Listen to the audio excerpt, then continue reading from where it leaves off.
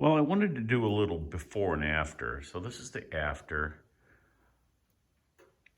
And the product worked very well. Unfortunately, it's overcast outside. It's starting to rain. I pulled it in here and I think it looks great. The bugs all came off for the most part. I would say 99%. But what it did expose was how many little rock chips are in this paint. I mean, so I don't know. If I go back here, oh my gosh, look at how great that paint job looks. Look at how clean it is.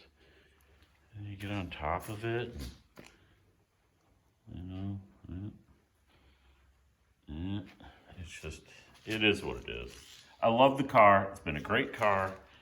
If it's one downfall, the one that I've experienced is this soft paint. So, and it's hard to clean. It's hard to clean, but love the Tesla Model Y.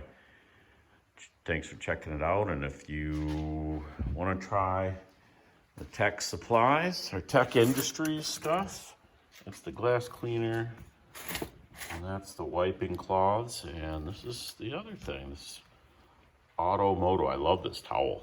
It's really good. So, and the wipes were great. The glass cleaner was great. There you go. Thanks for checking it out.